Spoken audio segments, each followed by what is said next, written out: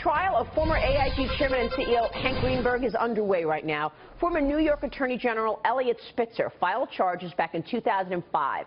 He accused Greenberg of accounting fraud. Greenberg, now 91 years old, is facing civil charges of orchestrating a $500 million transaction to conceal insurers' financial difficulties from shareholders. Attorney David Boies is Greenberg's lawyer, and he joins me right now in this exclusive. David Boies, good to see you. Thank you so much for joining us. Good to be here. We've spoken a lot, David, yes. and this case is 11 years old. Explain why you were going to argue these allegations are politically motivated and why this is still going on. Well, I don't think there's any question that these charges were politically motivated when they were brought. Eliot Spitzer said in front of a number of people that he was angry at Hank Greenberg for criticizing Spitzer's regulatory regime.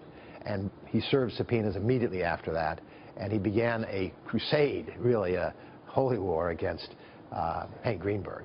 And unfortunately, that case has continued. Now, the case has been stripped away of almost all of its major allegations, but it's still going on. So 7 out of the 9 charges were thrown out. Thrown out. And the thing to remember about that is that all of the charges that were thrown out were all of the charges that alleged accounting fraud that affected AIG's net income and shareholders' equity. Those charges involved billions of dollars. They've all been thrown out. They asked for $6 billion of damages. That's all been thrown out. Now what they're trying to do is they're trying to get an injunctive relief. They're trying to get an order that says Hank Greenberg, at 91 years old, can't serve as an officer or director of a public company. He hasn't done it for 11 years. He has no plans to do it.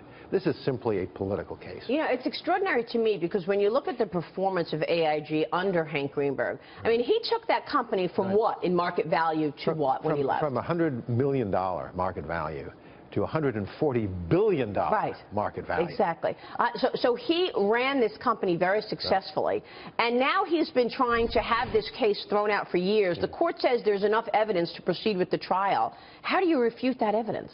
Well, what the court said was that they made allegations that entitled them to a trial. And under New York law, you can support your allegations with hearsay. That is just what people have other people said, until you get to trial. But when you get to trial, you have to have evidence.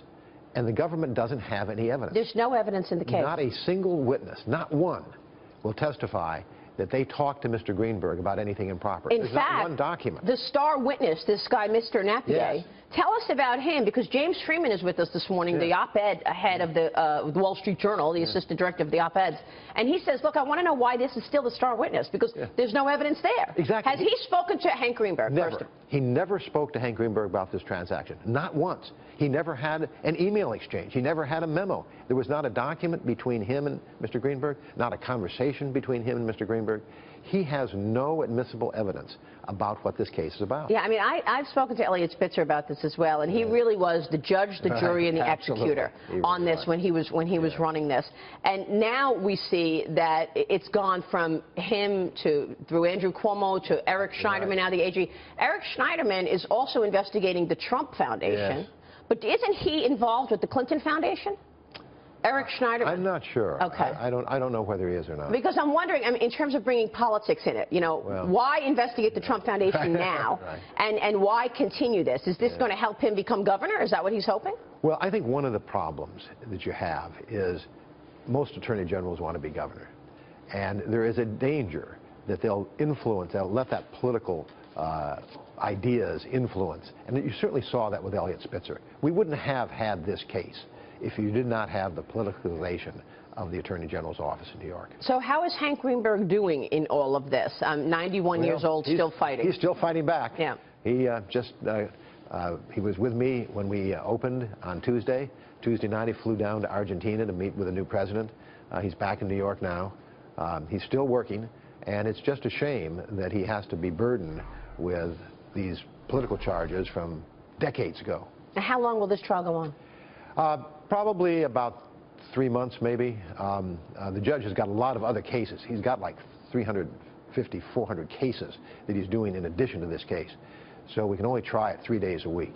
So it probably is going to last about 3 months. Yeah, we talk a lot about the politicizing of the government agencies on this show, but then you've also got things like Deutsche Bank and this huge fine today. Yeah. Any thoughts on that? I don't know about that particular thing, but I think the level of governmental fines is very, very troubling right now. I mean, what's happening is the government is using its power to extract huge amounts of money that in many cases are not related to damages done. Nobody likes banks because of the financial crisis right now. And so the government is using its power in very troubling ways.